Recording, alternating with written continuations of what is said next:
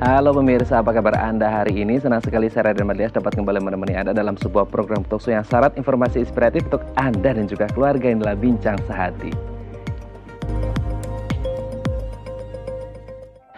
Ya pemirsa, kalau kita ngomongin tentang stroke, salah satu faktor risiko yang bisa saja terjadi adalah faktor usia. Nah, banyak dari kita yang akhirnya kepikiran gini, oh ya udah kalau gitu yang ngalamin stroke ini pasti orang-orang tua atau usianya sudah lanjut gitu ya. Tapi jangan salah pemirsa, ternyata sekarang ini banyak sekali gitu ya orang yang usianya muda, masih produktif ini yang mengalami stroke. Bahkan anak-anak muda usia belasan, bahkan mungkin anak-anak juga bisa mengalami yang namanya stroke. Lalu gimana caranya menghindari stroke di usia muda? Adalah topik yang akan kita bahas hari ini.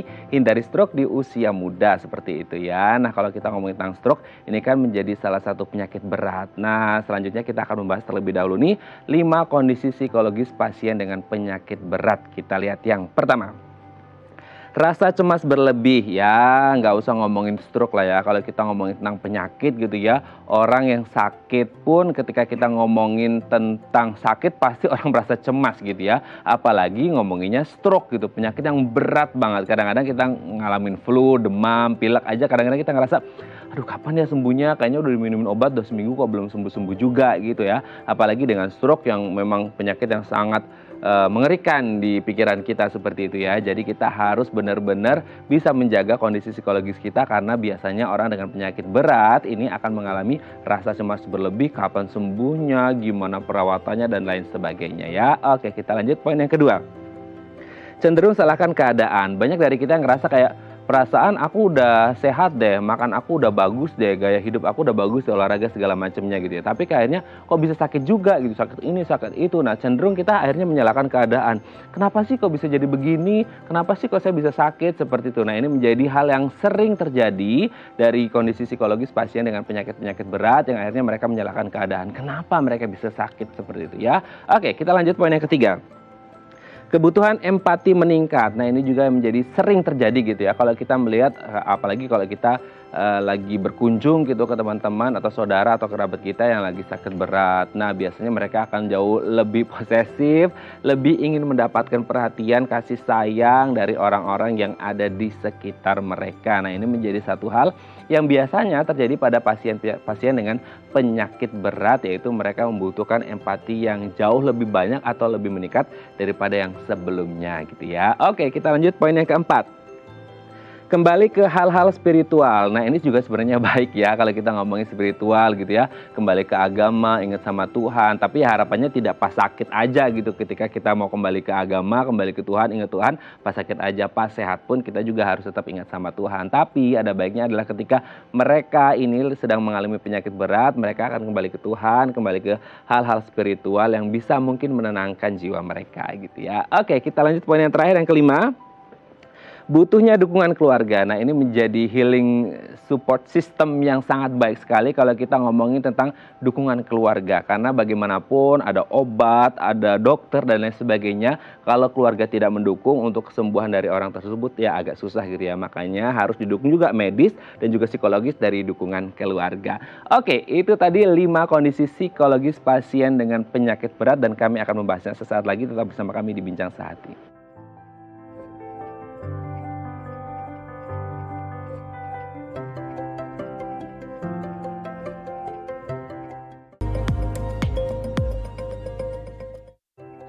Baik, Anda masih bersama kami di Bincang Sehati, dan tadi di segmen sebelumnya kita membahas tentang 5 kondisi psikologis pasien dengan penyakit berat. Nah, untuk membahas apakah betul 5 kondisi psikologis pasien penyakit berat ini terjadi pada mereka-mereka yang mengalami penyakit berat, seperti halnya tema kita hari ini seputar stroke gitu ya. Ini kan menjadi penyakit yang sangat mengerikan sekali dan menakutkan seperti itu ya. Jadi kadang-kadang entah itu stroke mungkin dan lain sebagainya, ini menjadi gangguan psikologis juga gitu ya. Nah, untuk membahasnya telah tersambung bersama kami di sambungan Zoom dengan Dr. Leni Gustaman SPKJ, spesialis kedokteran jiwa dari Rumah Sakit Royal Taruma. Selamat pagi Dr. Leni, apa kabar? Ya, pagi. Baik, Pak. Oke, baik ya Dok ya. Oke Dok, hari ini kita akan membahas tentang 5 kondisi psikologis pasien dengan penyakit berat gitu ya Dok ya. Bagaimana kita tahu bahwasanya saat ini kita mengerti bahwasanya banyak orang yang akhirnya kondisi psikologisnya lumayan terganggu gitu ya. Kalau kita ngomongin tentang pasien-pasien dengan penyakit berat, salah satunya mungkin stroke, jantung, dan lain sebagainya. Kita bahas satu-satu ya dok ya. Yang pertama adalah rasa cemas berlebih. Biasanya memang terjadi nggak sih dok ketika ya nggak usah ngomongin stroke dan penyakit berat ya dok ya. Penyakit kecil-kecil aja kadang-kadang flu demam kita cemas, aduh kapan nih selesainya. Apalagi di masa COVID gitu ya dok ya, nggak sembuh-sembuh. Tapi wajar terjadi ya dok ya ketika kita berbicara tentang rasa cemas berlebih gitu pada pasien penyakit berat. Iya, itu sering sekali terjadi ya. Apalagi kalau memang sebelum sakit berat pasiennya memang pencemas. Jadi dengan adanya sakit berat semakin cemas. Itu sering sekali terjadi, betul. Oke, rasa cemas berlebih ya dok ya. Tapi ketika kita berbicara tentang rasa cemas gitu ya dok ya, apakah ini akhirnya bisa memengaruhi ya sistem imunitas tubuhnya, terus kemudian akhirnya bisa berpengaruh pada lama atau cepatnya penyembuhan dari penyakit seseorang tersebut dok? Oh iya, bisa, sangat bisa. Karena dengan kondisi cemas, imunitas itu semakin menurun ya. Jadi untuk penyembuhan secara fisik juga berpengaruh karena fisik dengan psikis atau jiwa kita itu tidak terpisah. Jadi sih diharapkan kalau penyakit berat itu kondisi psikologisnya itu kita tangani juga ya, biasanya begitu. Apalagi untuk orang-orang yang memang pada dasarnya kan ada memang orang yang pencemas, ada yang enggak gitu ya. Nah, tapi kalau dia pencemas, kena penyakit yang berat, itu semakin cemas. Dan itu kita biasanya bekerja sama dengan yang menangani fisik. Oke, berarti memang berpengaruh gitu ya dok ya, kalau kita berbicara tentang bagaimana kemudian rasa cemas yang berlebih yang terjadi, yang ini akhirnya bisa berpengaruh pada lama atau cepatnya proses penyembuhan seseorang. Justru kalau kita ngomongin penyakit berat kan memang menjadi sangat mengerikan sekali, butuh imun sistem yang jauh lebih besar, jauh lebih meningkat. Tapi ketika akhirnya rasa cemas berlebih, imun sistemnya akan digerus gitu ya, sama rasa cemas yang bisa membunuh imun sistem dalam tubuh kita. Oke dok, kita lanjut poin yang kedua dok. Cenderung salahkan keadaan. Sering nggak sih dok akhirnya ketemu dengan pasien yang kok aku bisa sakit ya, kok aku bisa sakit ini, akhirnya padahal aku gini. Nah akhirnya mereka menyalahkan keadaan yang akhirnya juga berpengaruh pada kondisi kesehatannya semakin memburuk gitu dok. Ya sering seperti disebutkan bahwa kok kenapa saya bisa sakit seperti ini ya, padahal hidup saya misalnya stroke nih, kok saya bisa sakit seperti ini, kok saya hidupnya benar, saya misalnya istirahatnya teratur, makanya nggak sembarangan, saya nggak dugem, sering sekali terjadi seperti itu. Dan itu yang namanya denial ya, menyangkal gitu. Kalau dia bisa terima itu paling bagus, tapi biasanya butuh waktu mas, nggak langsung itu biasa gitu. Oke, pasti ada denial ya dok ya. Tapi sebenarnya kalau kita berbicara denial, tadi juga dokter menyebut harus menerima, kan ada acceptance di situ ya, ada penerimaan. Nah sebenarnya ketika dokter pernah menemukan kasus seperti ini, apa sih dok yang biasanya dokter lakukan ketika ya udah ini kan udah memang benar-benar sakit, jadi jangan terlalu menyalahkan keadaan, justru nggak bagus gitu. Gimana biasa ada komunikasi apa sih dok yang biasa dokter lakukan gitu ketika menemui pasien yang akhirnya menyalahkan keadaan justru tidak membuat kondisi lebih baik, malah getting worse gitu. Ya betul, biasanya sih kita mendengarkan dulu ya, kita mendengarkan pasiennya. Biasanya sih pasien akan ngeluarin unek-uneknya, kemudian dia marah, ada tahap-tahapnya biasanya ya.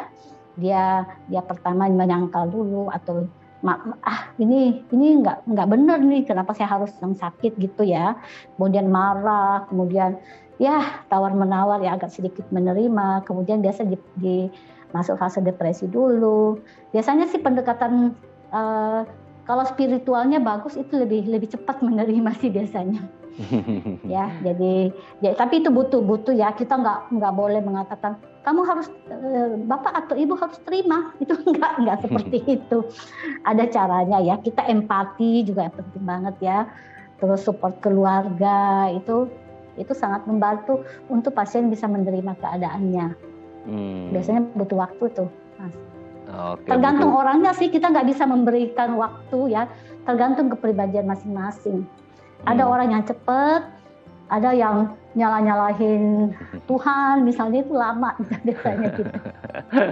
Iya, kenapa kok akhirnya kondisinya seperti ini gitu ya. Tapi sebenarnya kalau kita berbicara tentang sakit seseorang, pasti kan ada faktor risiko, faktor pemicunya. Nah, kalau flashback ke belakang kan mungkin kita akan mengerti gitu ya kenapa akhirnya bisa sakit ini dan itu. Ya harapannya sih tidak sakit gitu ya dok ya. Oke, kita lanjut poin yang ketiga dok. Kebutuhan empati meningkat, akhirnya mereka banyak lebih posesif, banyak lebih minta perhatian, banyak minta kasih sayang yang berlebih. Ini biasa terjadi dok pada orang-orang dengan dengan penyakit berat dok?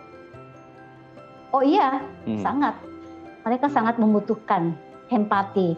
Kan seringkali orang lain yang tidak merasa sakit mengatakan, oh kamu cengeng banget sih, gitu ya. Sering dianggap cengeng, menyusahkan gitu ya. Tapi memang butuh sekali. Mereka sangat membutuhkan empati gitu ya. Dan kita tentunya yang tidak sakit, ya kita empati itu kan sebenarnya kalau kita mengkondisikan ke badan orang itu, jadi kita bisa memahami gitu, tidak mengatakan lah itu sakit begitu aja sih, kamu ini banget. Kadang-kadang ya seperti itu ya, jadi nggak boleh seperti itu. Tentu empati itu sangat-sangat penting. Oke, nah tapi betul sih dokter tadi bilang, oh sakit gitu aja, lebay gitu ya dok ya. Tapi kan kita yang sehat kadang-kadang berpikir gitu ya dok ya. Ya itu yang nggak benar gitu ya. Itu namanya kalau kita nyala-nyalain orang yang sakit itu berarti kita tidak punya empati namanya ya. Empati itu harus. Oke, dan empati yang diberikan oleh orang-orang yang ada di sekitar ini juga bisa berpengaruh pada lagi-lagi lama atau cepatnya proses penyembuhan ya dok ya? Oh ya sangat berpengaruh, sangat. Oke, kita lanjut poin yang selanjutnya dok. Kembali ke hal-hal spiritual. Nah, kalau ini juga sering banget nih ya dok ya terjadi ketika orang, ya kita tidak bilang bahwasanya pas sakit aja lu kembali ke Tuhan gitu. Enggak juga ya. Akhirnya kan banyak orang yang sakit kembali ke Tuhan tidak hanya ngomongin dalam tanda kutip tobatnya aja, tapi kan lebih ke menenangkan jiwa, menenangkan kondisi kesehatan mentalnya. Ini juga sering terjadi ya dok ya? Oh iya, dan ini sangat bagus. Kalau dia kembali ke spiritual ya, itu sistem di dalam tubuhnya, imunitasnya itu kan semakin baik ya. Dibanding dia malah menolak misalnya menyalah-nyalahkan Tuhan misalnya gitu ya. Ada juga yang seperti itu, tidak selalu ke spiritual. Tapi kalau dia ke spiritual itu alangkah baiknya. Ya. Jadi dia lebih tenang, proses penyembuhan itu lebih cepat. Oke, berarti dokter juga sering menemukan ya dok ya, bagaimana kemudian ketika ada pasien dengan penyakit berat, dokter melihat, ini kok jadi religius banget gitu. Nah ini sebenarnya kan juga di satu sisi baik untuk kesehatan psikologis si pasien dan juga dari sisi tim medis, dari sisi dokter juga merasa, wah ini hal yang baik yang bisa membantu proses penyembuhan dari si pasien tersebut ya dok ya? Iya betul. Itu sangat baik ya. Ya seringkali kalau penyakit-penyakit berat ya tergantung agamanya ya, ada yang tasbih, ada apa gitu ya, ya itu enggak apa-apa. Kadang-kadang diperdengarkan juga lagu-lagu yang sesuai dengan agama gitu ya, spiritualnya dia. Intinya sih berserah. Kalau berserah, tidak melawan, itu lebih bagus. Ya, jadi semua prosedur pengobatan berjalan dengan baik. Lebih bagus lah pastilah, ya kalau spiritualnya masuk bisa bagus. Oke, berarti memang baik sekali ya kalau lagi pas di ruangan. Spiritual itu bukan kata-kata aja mas, bukan wah kamu ini aku bertuhan enggak, aku percaya pada Allah enggak seperti itu. Tapi itu diamini lah istilahnya ya, kita mengamini. Saya sakit ini ujian dan kalau saya proses pengobatan gitu, itu akan berjalan lebih lancar. Gitu ya. Diamini dan diimani gitu ya dok ya. Oke. Ya, diamini dan imani betul. Oke dok, terakhir dok. Butuhnya dukungan keluarga. Nah ini kayaknya juga penting banget ya dok ya. Selain pengobatan dari tim medis, obat, perawatan dan lain sebagainya, dukungan keluarga menjadi sangat penting dok. Oh sangat penting ya. Sangat penting. Karena kan namanya orang sakit berat kan dia tidak berdaya. Tentu keluarga sangat besar. Jadi seringkali kalau saudara yang ada yang saudaranya yang cuek gitu ya. Nah kita ke psikoterapi ke keluarganya juga, ya supaya keluarga itu mendukung pasiennya yang sakit. Seringkali seperti itu sangat-sangat penting. Itu kalau orang sakit berat pasti butuh support ya. Keluarga, teman. Kadang-kadang kalau ada juga yang dengan keluarga kurang dekat gitu ya. Jadi kita yang menggugah keluarganya supaya mereka tuh lebih perhatian. Kalau ada teman-teman juga lebih bagus lagi ya. Nah, semakin banyak dukungan, semangat untuk sembuh kan lebih besar ya. Oke. Dan jangan kalau lagi penting pas berkunjung sekali. Ya, jangan pas berkunjung nanya terus sakit apa gitu ya. Pokoknya bikin yang sakit ini happy gitu ya dok ya. Dukungan keluarga dan teman-teman dekat, sahabat ini menjadi sangat penting. Betul. Baik, terima kasih dok. Ini nanti kamu sembuh ya. Iya. Baik, terima kasih dokter Leni sudah bergabung bersama kami pagi hari ini. Semoga teman-teman kita yang sehat tetap sehat terus dan yang sakit cepat sembuh gitu ya. Dan jangan lupa untuk dukungan keluarga menjadi sangat penting. Terima kasih dokter Leni, sehat-sehat terus. Salam untuk keluarga di rumah sama-sama. Dan teman-teman di Rumah Sakit Royal Taruma. Selamat pagi dok. Ya, pagi. Terima kasih. Baik, pemirsa, selanjutnya kita akan membahas tema kita hari ini, hindari stroke di usia muda. Bagi Anda yang memiliki pertanyaan seputar tema kita hari ini, Anda bisa menghubungi kami di nomor 021-290-3244 atau DM Instagram kami di @bincangsaat.tv. Kami akan segera kembali.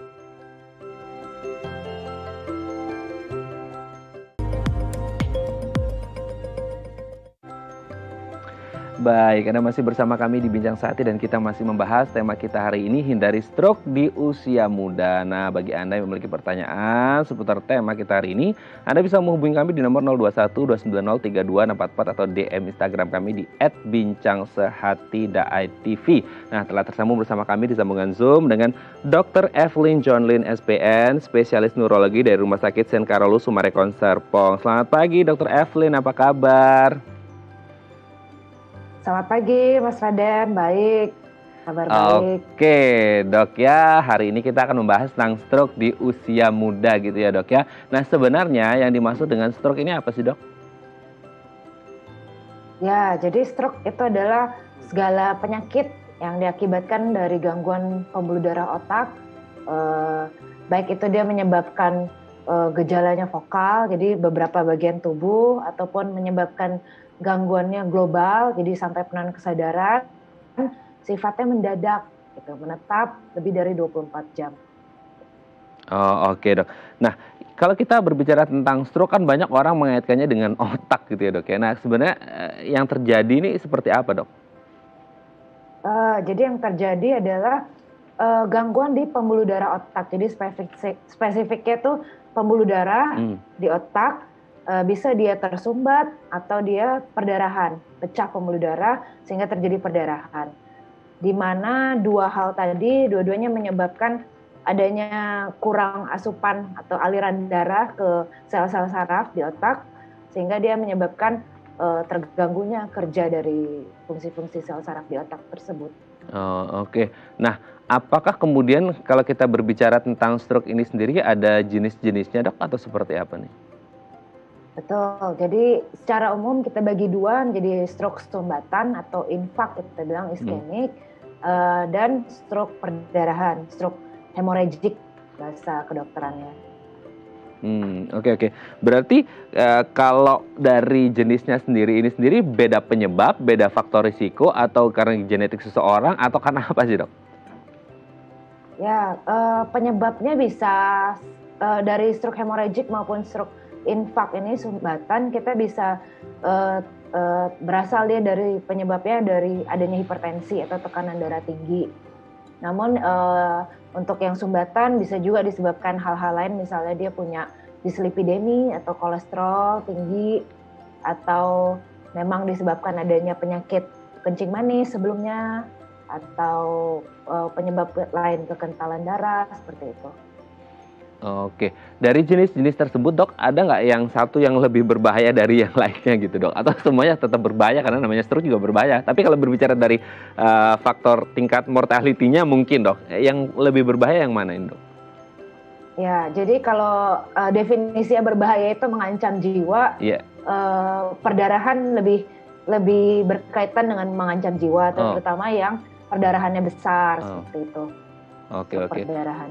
Itu dari tingkat ya lebih berbahayanya. Tapi kalau dari tingkat prevalensinya sering munculnya, terutama di Indonesia, yang mana ini dok? Jenis yang mana yang sering muncul? Stroke infarct ya. Jadi memang Indonesia dan di luar negeri juga 80-85% itu stroke sumbatan, stroke infarct. Stroke sumbatan ya. Padahal yang pendarahan lebih berbahaya gitu ya. Nah, ya beruntungnya yang lebih berbahaya ini prevalensinya hanya sekitar 15-20% aja gitu ya dok ya.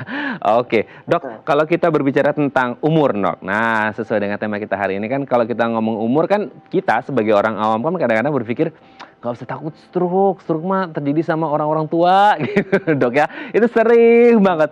Tapi kebetulan saya juga ini punya dok, ada teman yang ya usianya masih under 30 malahan dok. Ada yang kena stroke ringan seperti itu. Nah, apakah memang bisa stroke ini terjadi pada usia-usia yang muda, tidak hanya pada orang tua, atau yang range yang biasa terjadi ini yang mana dok?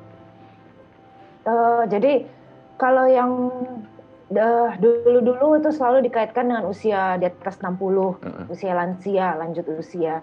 Tapi dengan perkembangan zaman, lifestyle sekarang, di bawah 60 kasusnya mulai meningkat. Kemudian untuk stroke yang lebih muda lagi, mungkin kadang-kadang kita penyebabnya bukan penyebab klasik, tekanan darah tinggi, kencing manis, tapi memang penyakit kekentalan darah, ada penyakit autoimun, itu bisa memunculkan gejala klinis stroke seperti itu.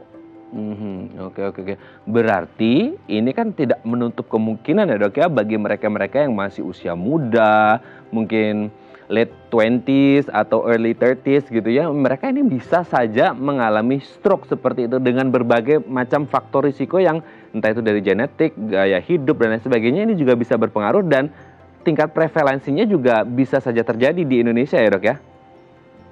Bisa.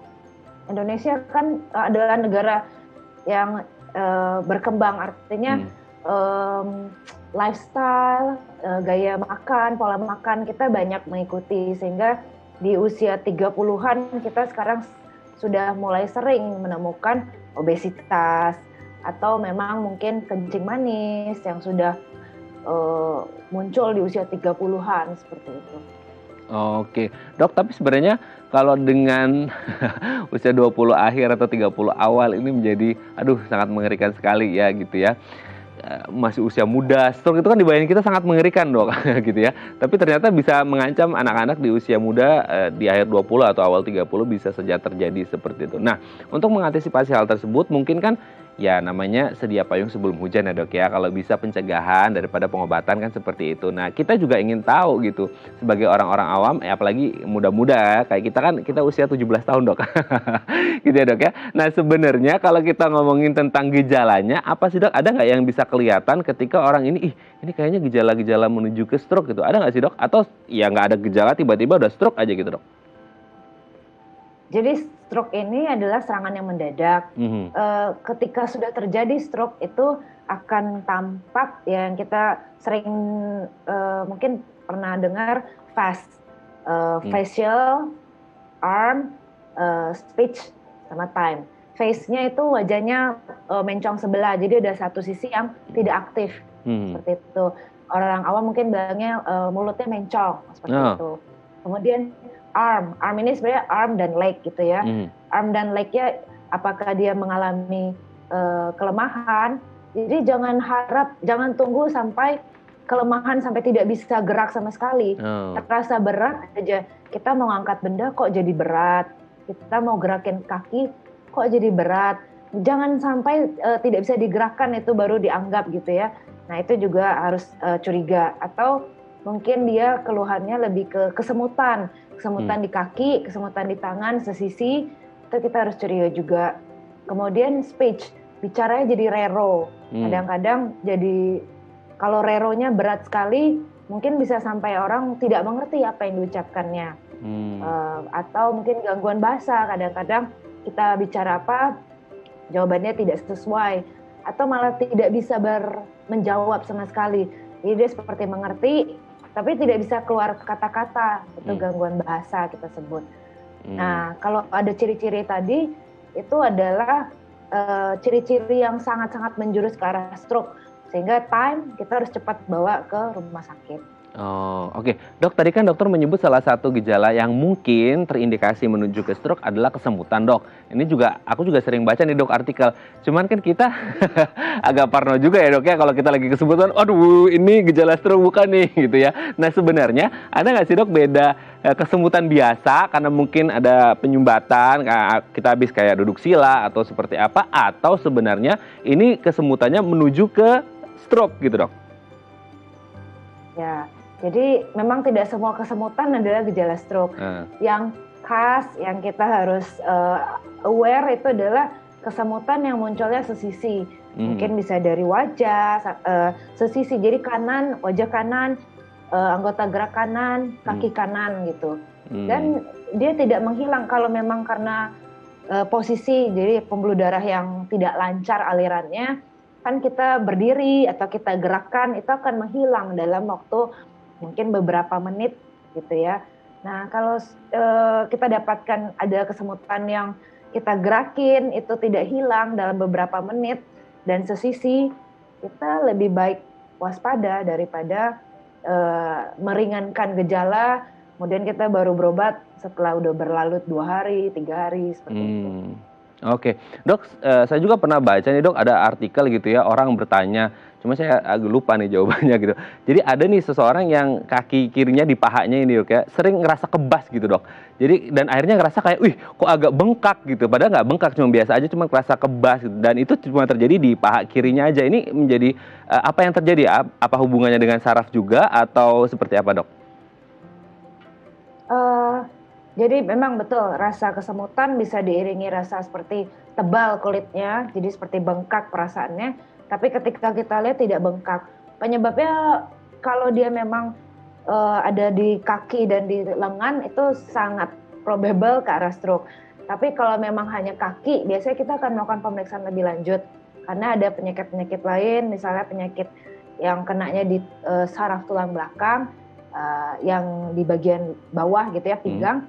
Itu gejalanya bisa seperti itu. Jadi kita akan periksa lebih lanjut untuk membedakan sebenarnya gejala stroke atau gejala di pinggang.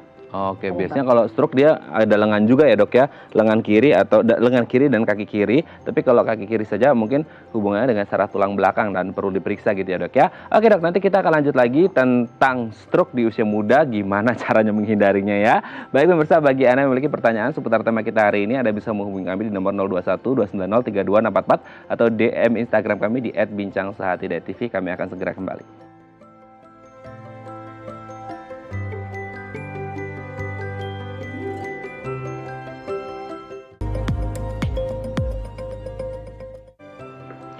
Baik, Anda masih bersama kami di Bincang Sehati dan kita masih membahas tema kita hari ini, hindari stroke di usia muda. Bagi Anda yang memiliki pertanyaan seputar tema kita hari ini, Anda bisa menghubungi kami di nomor 021 290 3244 atau DM Instagram kami di @bincangsehati.tv. Masih bersama dengan Dr. Evelyn Johnlyn SPN, spesialis neurologi dari Rumah Sakit St. Carolus, Summarecon, Serpong. Dok, kita lanjut lagi.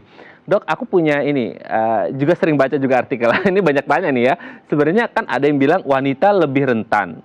Sebenarnya lebih rentan atau semua jenis kelamin juga rentan mengalami gitu dok?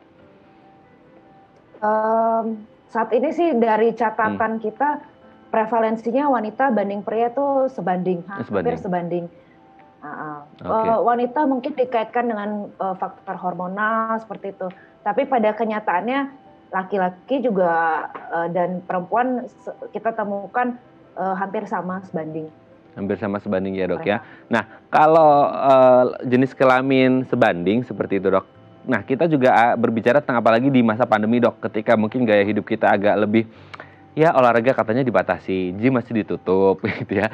Terus makan di restoran ya, atau masa-masa mau ke pasar belanja-belanja sayuran, aduh kayaknya takut, akhirnya pesen ya makanan online. Akhirnya banyak yang pesen junk food gitu dok. Nah sebenarnya gaya hidup seperti apa sih dok yang akhirnya membuat orang ini lebih berisiko lagi gitu untuk mengalami yang namanya stroke dok? Apalagi kalau kita berbicara tentang usia muda.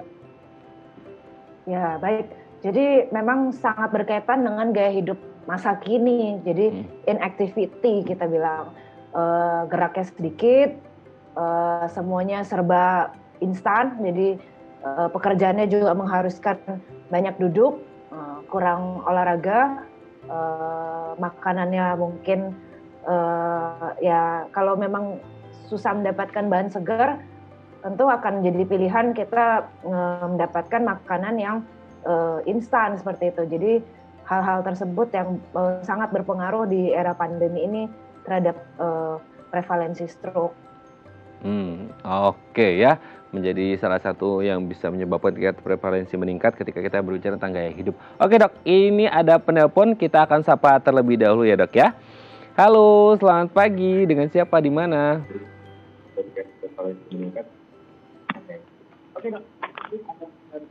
Halo, selamat pagi. Halo, selamat pagi.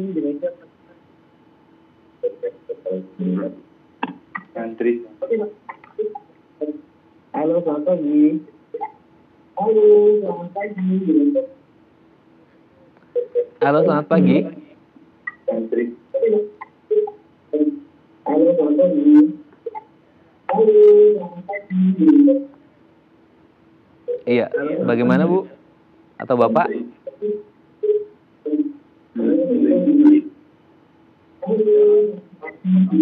Oke. Oke, sepertinya ini terjadi feedback. Kita akan mencoba menghubungi lagi. Baik, kita lanjut lagi ya dok ya. Nah, kalau kita berbicara tentang, tadi kan dari pola hidup atau gaya hidup seperti itu ya dok ya. Nah, kita juga berbicara tentang genetik. Kalau genetik sendiri bagaimana dok? Baik, genetik sebenarnya lebih berhubungan dengan faktor resiko dari penyakit stroke ini sendiri. Jadi dalam arti kata, penyebabnya kan memang hipertensi tadi ya, penyebab yang paling sering ditemukan hipertensi atau kencing manis atau kolesterol seperti itu.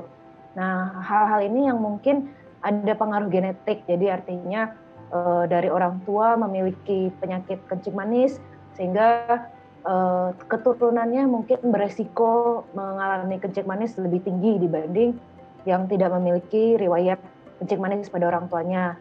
Demikian juga dengan hipertensi maupun dislipidemi. Jadi lebih dikaitkan dengan faktor resiko stroke itu sendiri. Oke dok ya. Oke dok, kita sudah terhubung lagi nih dengan penelpon. Kita coba hubungi, semoga lancar kali ini ya dok ya. Halo, selamat pagi, dengan siapa di mana? Pagi. Iya, dengan Bapak siapa di mana Pak? Muhammad Rizal dari Cirebon. Pak M. Rizal di Cirebon. Oke, silakan Pak Rizal. Saya ini mau bertanya dok, Pak. Ya, silakan Pak Rizal. Saya udah mengalami stroke ringan. Ya. Udah 3 bulan dari 3 Maret. Ini kan gejala awalnya itu vertigo. Vertigo. Terus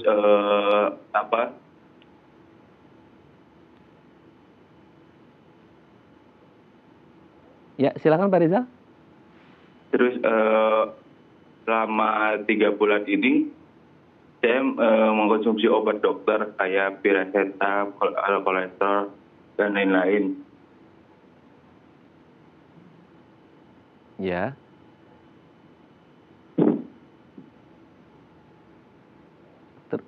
Kemudian bagaimana Pak Rizal? Awalnya tensinya tinggi 180/8/110, kolesterolnya 250, terus asam uratnya 72,5.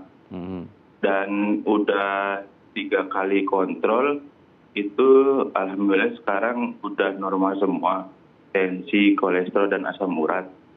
Nah, untuk pemulihannya prosesnya lama atau gimana? Oke, Dokter Evelyn, ada yang ditanyakan dok? Usianya berapa ya Pak Rizal?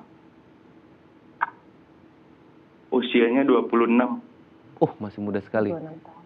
Ada yang ditanyakan lagi dok? Atau sudah jelas? Usianya 26. Iya, mungkin dari faktor pekerjaan atau kegiatan aktivitas sehari-hari Pak Rizal ini sebagai apa Pak?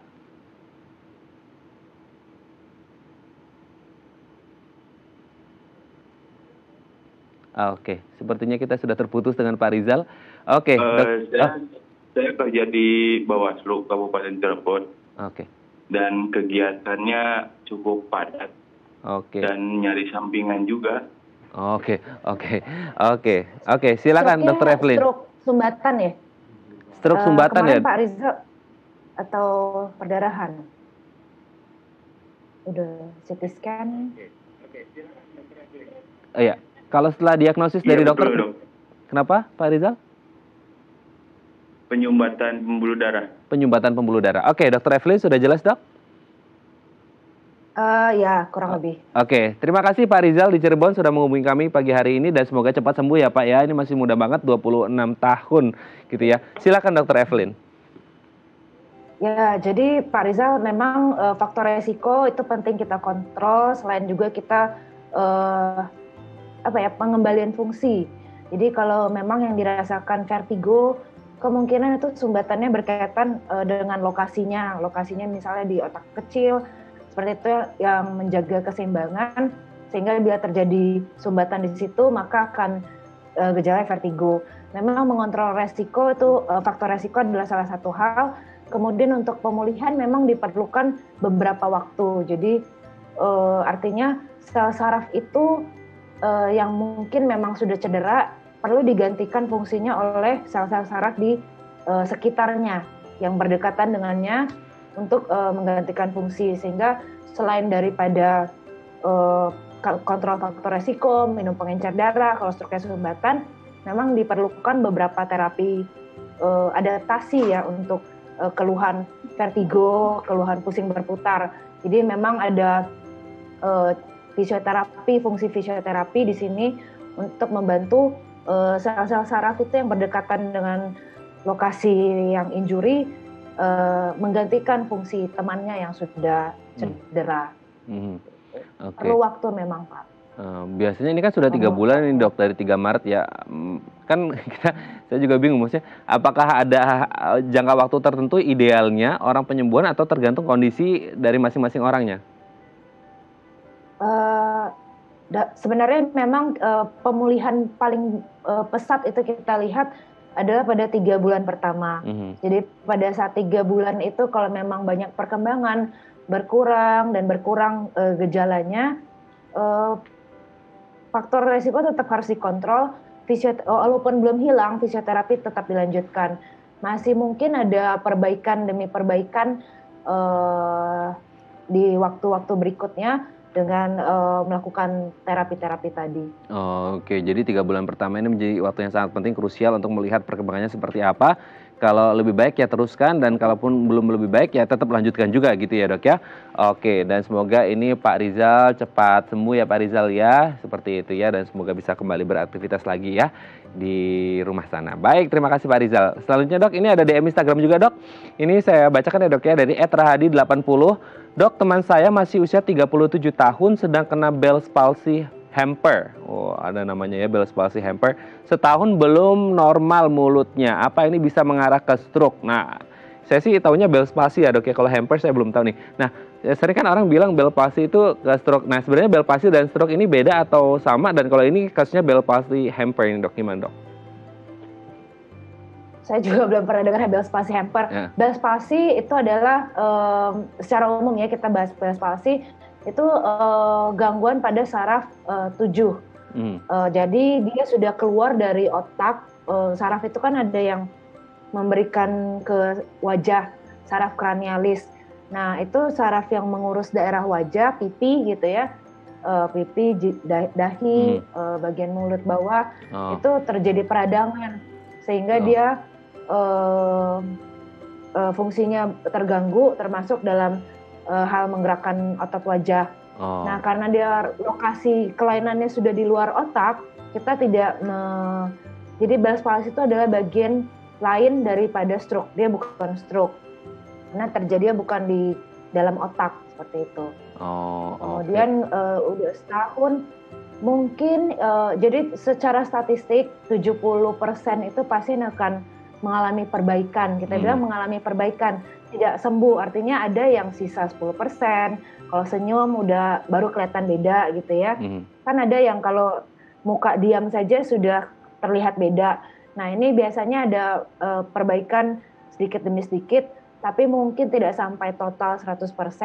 Nah, itu pada 70% pasien dan spasi itu bisa didapatkan dalam 6 bulan dari kejadian pertama, seperti itu. Oke. Tadi 30%-nya memang ada gejala sisa. Oke. Tadi mungkin itu bukan hamper ya dok ya, mungkin itu Pak Rahadinya autocorrect tadi dari hampir gitu ya, hampir jadi hamper gitu ya. Oke, baik.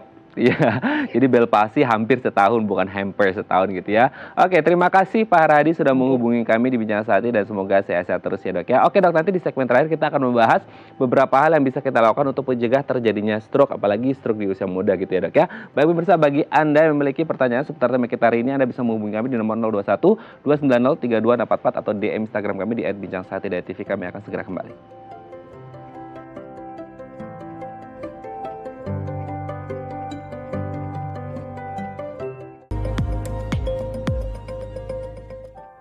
Baik, Anda masih bersama kami di Bincang Sehati dan kita masih membahas hindari stroke di usia muda, masih bersama dengan Dr. Evelyn John Lynn SPN, spesialis neurologi dari Rumah Sakit Sen Karolus Sumarekon Serpong. Dok, di segmen terakhir ini kita akan membahas bagaimana sih yang bisa kita lakukan untuk mencegah terjadinya stroke gitu ya dok ya. Harapan kita kan kita tidak sakit stroke. Yang pertama adalah konsumsi makanan sehat. Nah, seberapa besar sebenarnya efek dari atau pengaruh dari makanan sehat dengan risiko terjadinya stroke gitu dok? Jadi konsumsi makanan sehat sangat berguna lah ya untuk mencegah penyakit-penyakit tadi yang menjadi faktor resiko stroke. Misalnya kolesterol tinggi, tentu itu karena makanan yang tidak seimbang. Artinya yang kita perlukan kan sebenarnya buah, sayur seperti itu yang mengandung serat tinggi, mengenyangkan, dan tidak tinggi dalam kadar kolesterol seperti itu. Kemudian juga zat-zat mikronutrien lain, kemudian ya yang mengurangi makanan-makanan yang mengandung banyak pengawet seperti itu. Apalagi di masa pandemi ya dok ya, ini harus pinter banget pilih makanan, nggak boleh excuses, nggak bisa belanja di pasar takut gitu kan, ini segala macam, akhirnya pesan online, tapi yang dipesan junk food lagi, nggak boleh ya gitu, karena ini bisa berbahaya gitu ya. Oke, tidak hanya ke stroke, yang penyakit-penyakit yang lain juga bisa berpengaruh gitu ya dok ya. Oke, yang kedua adalah rutin beraktivitas fisik. Nah, aktivitas fisik juga bisa berpengaruh untuk bagaimana kita bisa mencegah risiko terjadinya stroke dok. Betul, jadi aktivitas fisik yang disarankan adalah 5 kali dalam seminggu minimal. Mungkin kita harus rutin untuk menjaga kesehatan. Jadi artinya dalam hal penumpukan lemak seperti itu, ataupun kencing manis, diabetes mellitus, itu bisa resikonya diminimalisir dengan aktivitas kita. Karena pekerjaan kita yang mungkin saat ini banyak duduk, kurang bergerak seperti itu cenderung membuat kita dalam sehari sebenarnya masuk dalam kriteria inactivity. Oke, berarti sangat penting ya, apalagi lagi-lagi pandemi membuat kita jadi kayak jarang bergerak juga. Waduh, ini banyak banget ya, padahal di masa pandemi kita harus meningkatkan kesehatan kita. Nggak boleh males, tetap harus beraktivitas. Meskipun mungkin dalam rumah WFH, tetap harus ya keliling sebentar, jalan di dalam rumah gitu. Ini naik turun tangga juga baik gitu ya dok ya. Oke dok, kita lanjut.